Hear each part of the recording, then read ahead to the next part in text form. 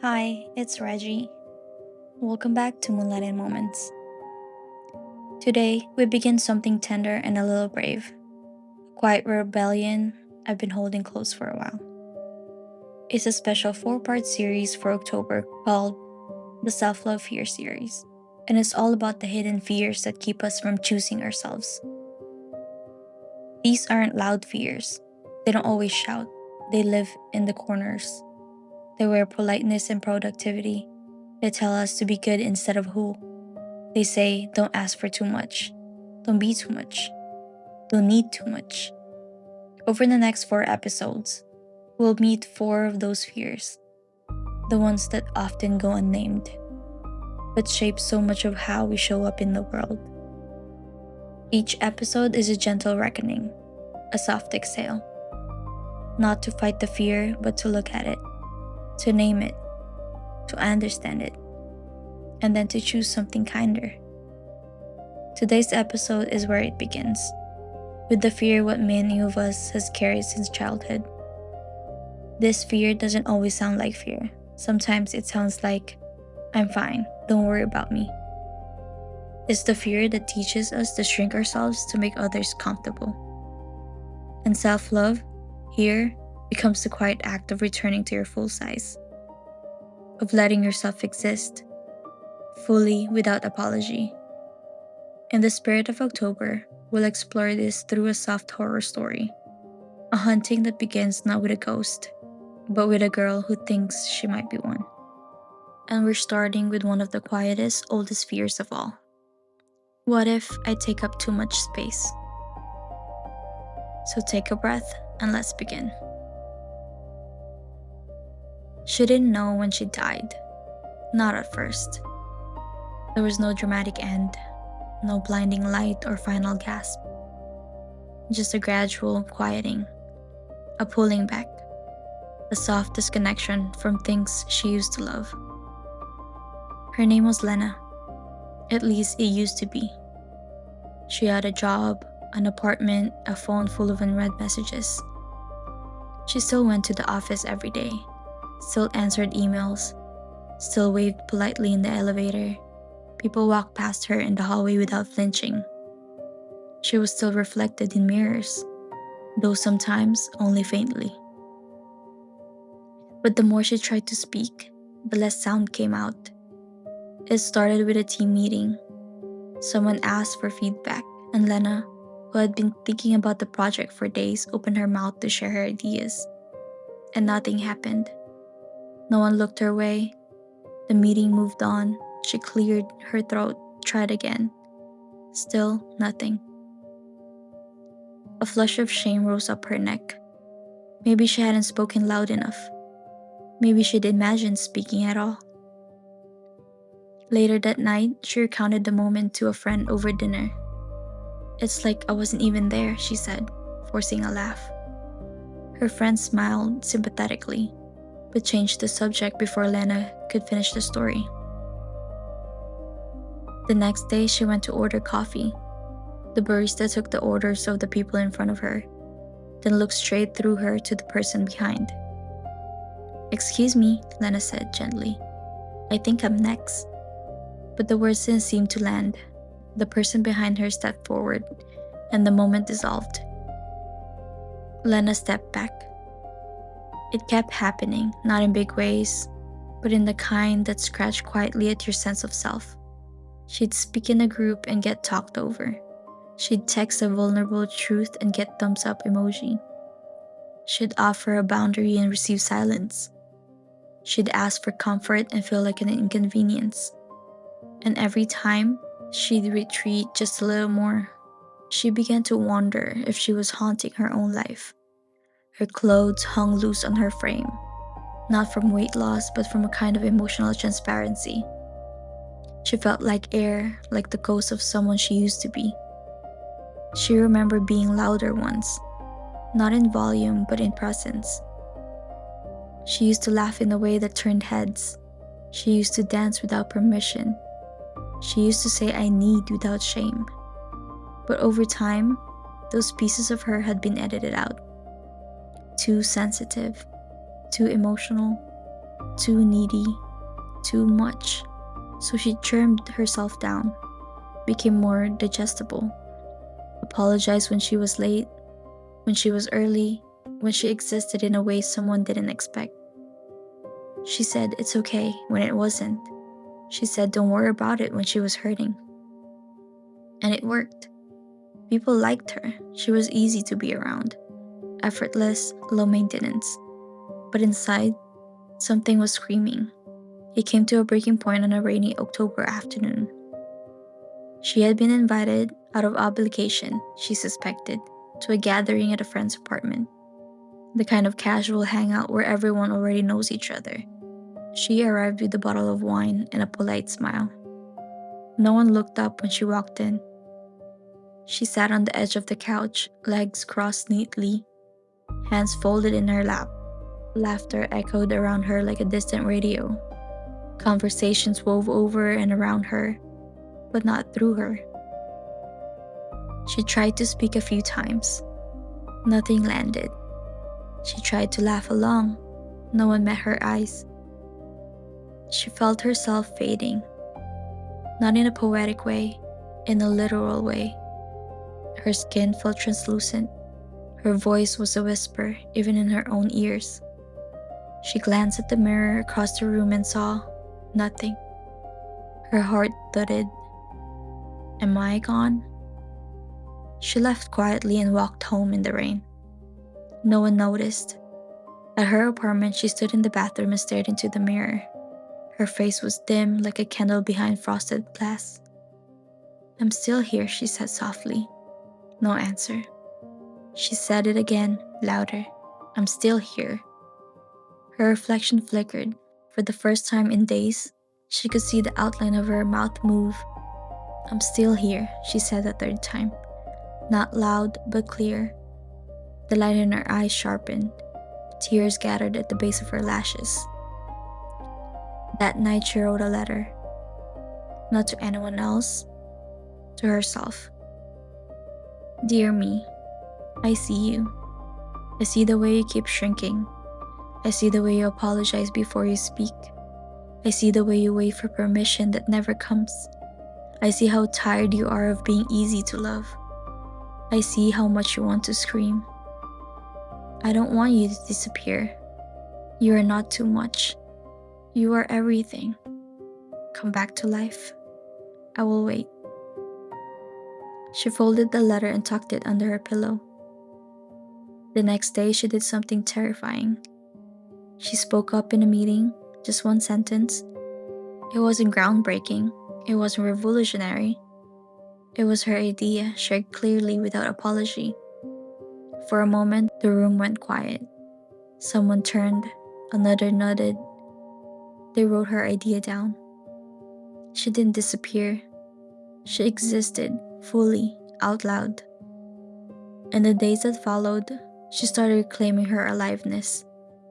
Not in grand ways, in true ways. Saying no, asking for help, laughing too loud, wearing red lipstick when no one else was, crying where someone could see her, telling the truth even when her voice shook. And the more she lived without apology, the more visible she became, to herself most of all. Sometimes the question still whispers, is there room for me here? And now she answers, yes. I don't ask for space anymore. I take it, because I am here. I am alive, and I will not disappear again. There are many ways a person can disappear without ever dying. We disappear in conversations where our voices are talked over. We disappear when our boundaries are ignored. We disappear when we shrink our opinions to avoid discomfort. We disappear when we choose silence over rejection, invisibility over risk. And often, we don't even realize we're vanishing. It happens slowly, quietly, almost politely, like being erased one breath at a time. For so many of us, that slow fading begins with the message we absorbed somewhere along the way.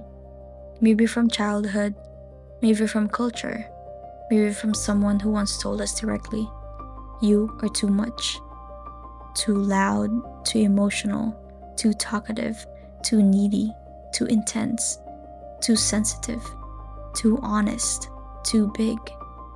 And even if no one used those exact words, we learned.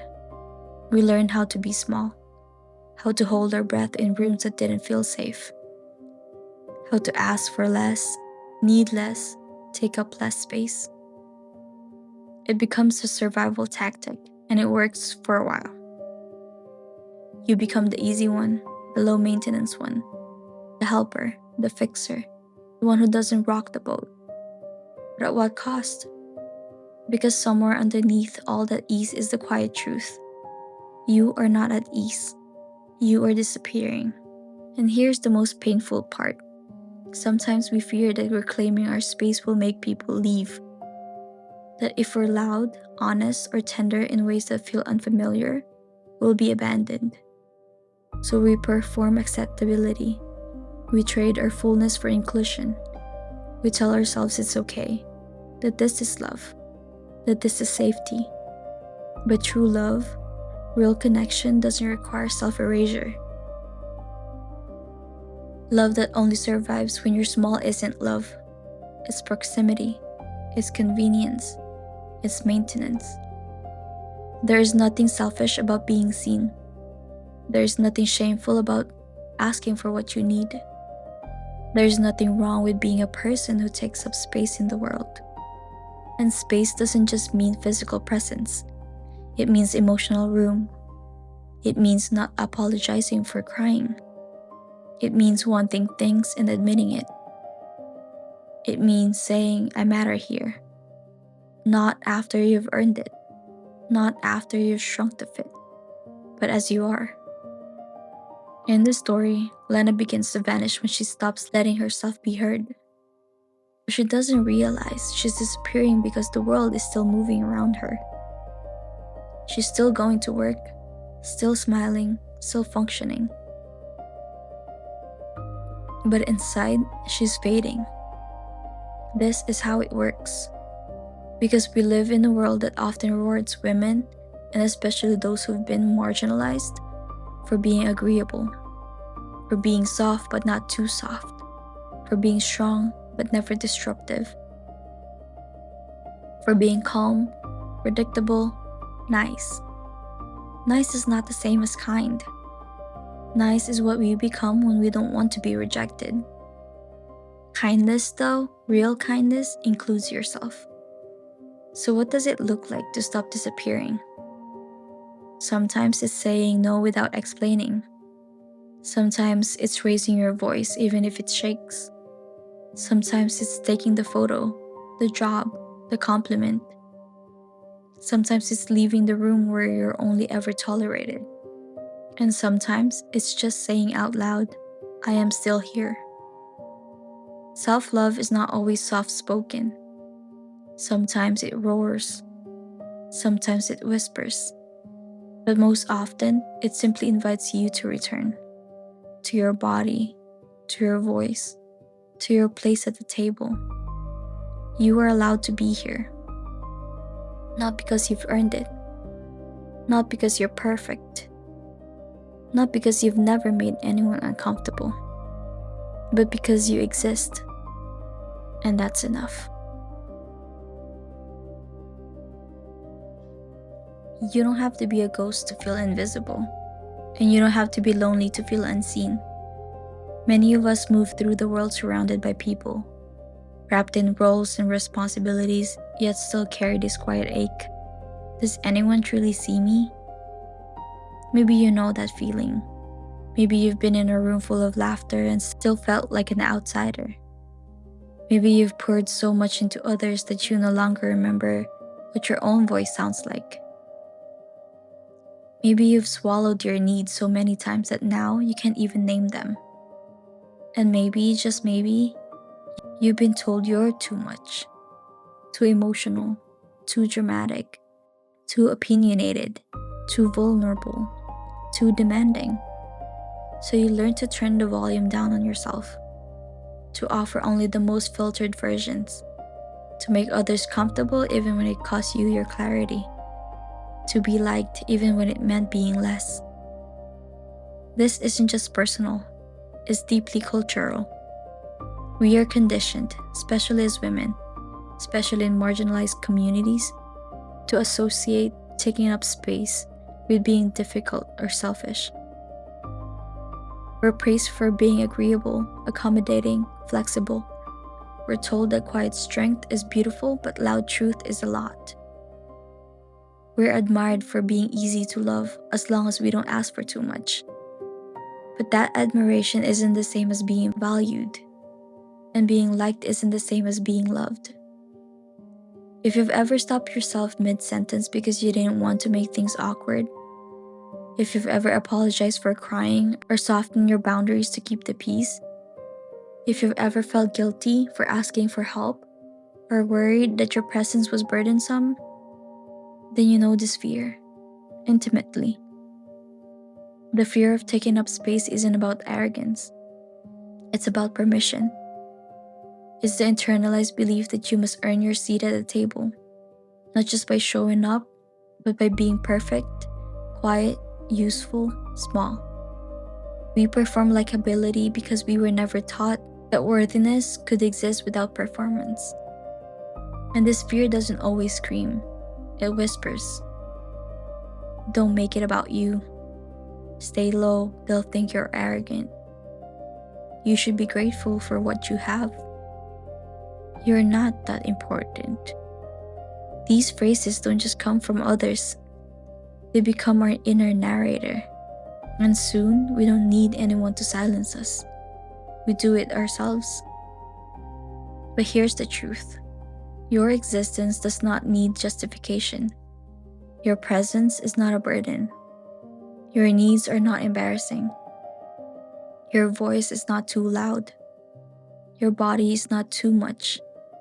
Your emotions are not inconvenient. There is nothing selfish about taking up the space that was always meant for you. There is room. Room for joy, room for your grief, room for your boundaries, room for your voice, room for your unfolding. And when people tell you there isn't room, when they make you feel like you have to shrink to fit into their comfort, that's not a reflection of your size. It's a reflection of their capacity. You were never meant to live on mute. The journey back to yourself may be slow. You might falter. You might second guess.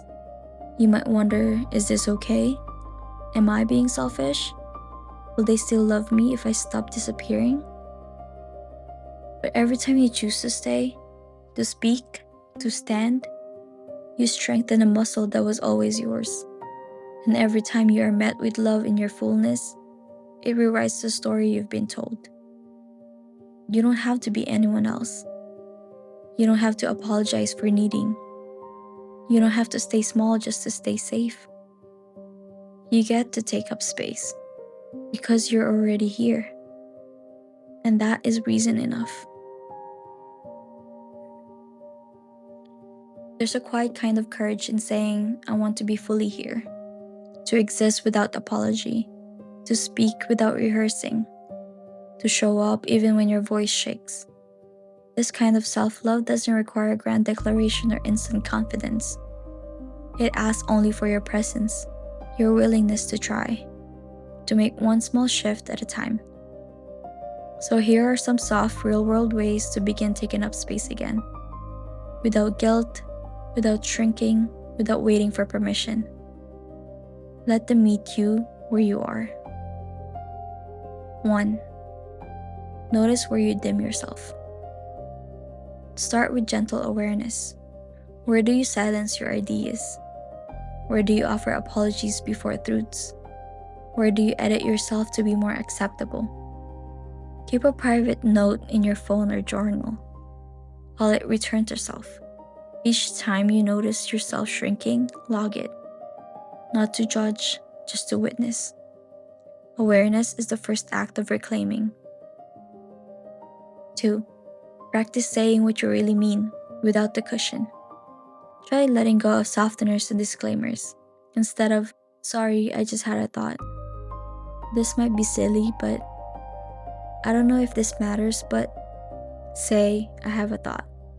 Here's something I want to share. This matters to me. You don't need to apologize for having a voice. Let it land. 3. Let yourself need things. Need is not weakness. Ask for help without guilt. Say you're tired. Tell someone you miss them. Let yourself lean. You don't have to prove your independence every day. Try saying, "Can I talk to you about something that's been heavy? I could use a little support today. I don't need fixing, just listening." Your needs are not burdens, they are bridges. 4. Let yourself take up physical space. There is something powerful about letting your body be at home in the world. Stand tall, uncross your arms, stretch wide, take the full breath. Wear what makes you feel expressed, not just acceptable. You might even try this. Walk into a room and pause. Feel your feet. Let yourself be seen. Choose a seat at the center, not the edge. Allow yourself to take the photo. Be in it. Claim space with your presence, not performance. 5. Give yourself unfiltered joy. Joy is not something you need to tone down. Laugh too loud. Dance alone. Sing in your car. Say "I love this" out loud. You don't owe the world a neutral version of yourself.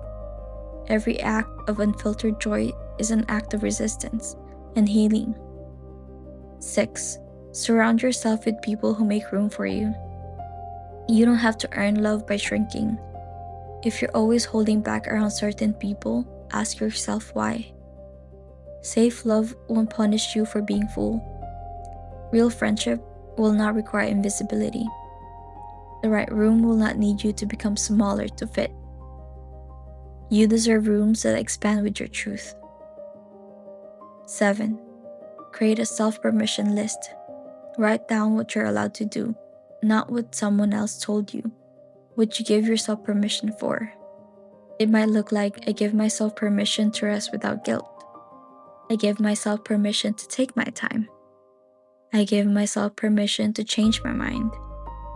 I give myself permission to be seen. Keep it somewhere you can reach when the fear returns. 8.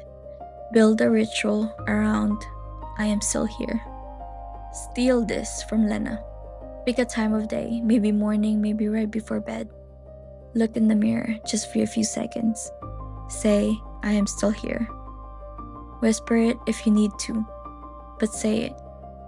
Even on the days you don't believe it. Especially on the days you don't believe it. You're not proving anything. You're remembering. You don't have to fight for your place in the world. You have a place. And it becomes more yours every time you choose to take it. With kindness, with clarity, with your whole heart intact. You are allowed to be fully seen. You are allowed to need. You are allowed to speak. You are allowed to stay. You don't need permission to take up space.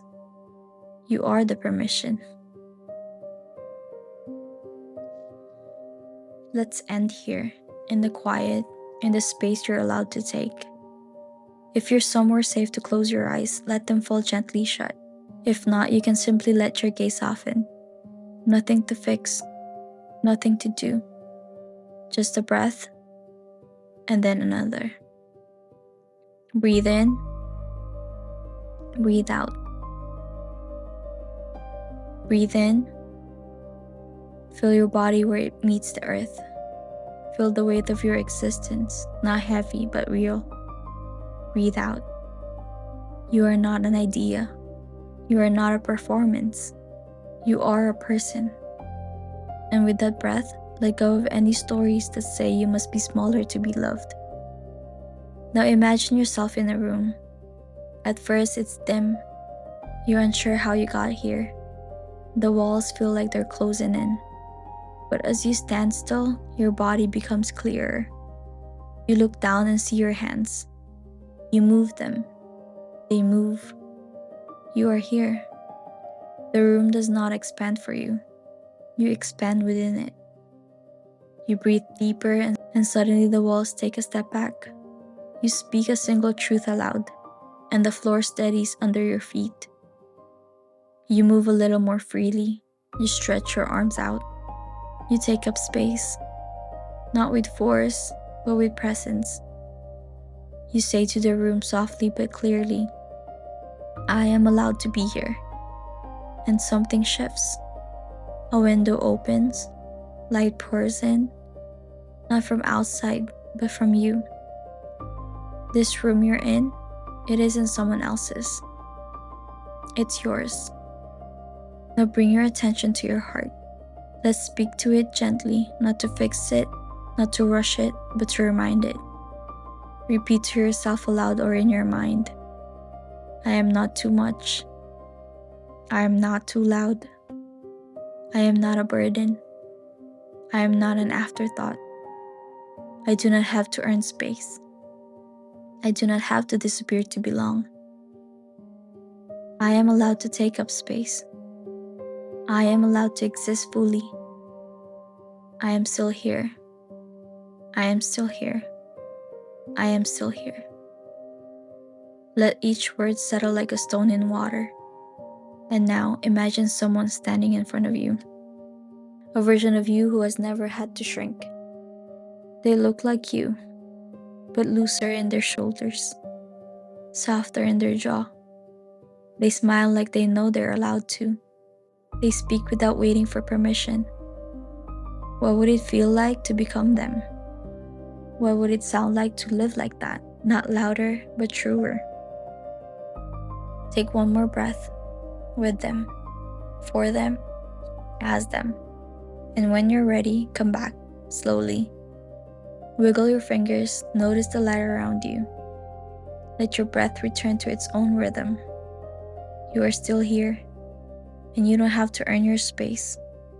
You are the space, and you are sacred. Thank you for being here, for listening, for staying with yourself through this story. This was the beginning of a 4-part self-love year series, and today we named something so many of us carry quietly. The fear of taking up space, the fear of being too visible, too loud, too emotional, or needing more than we think we're allowed. The fear that existing fully makes us too much. But here's what I hope you carry forward. You are not too much. You do not have to shrink to be safe. You do not have to apologize for needing. You are allowed to take up space, and not just physically, emotionally, spiritually, softly. You are allowed to exist in your fullness, in your voice, your wants, your joy, your grief, all of it. You don't need permission to be real. You are the permission. And every time you choose to stay visible, even when it's hard, you remind the rest of us that we can do the same. This month, we're exploring the fears that keep us from loving ourselves, gently, honestly, and with open eyes. And next week, we'll meet the second fear in this series, the fear of not being enough. But for now, let this be your truth. You are still here. You matter, and there is room for you, exactly as you are.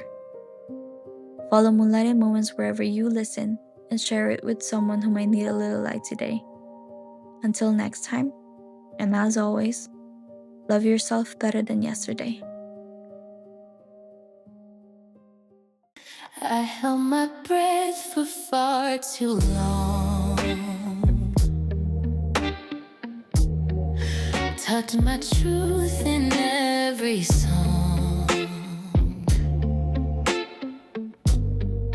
Kept my voice behind the glass. Let the loudest moments pass. Said I'm fine when I was fading. Called it peace, but I was waiting for a sign that I belong, for someone to prove me wrong. But I don't need their permission to exist in my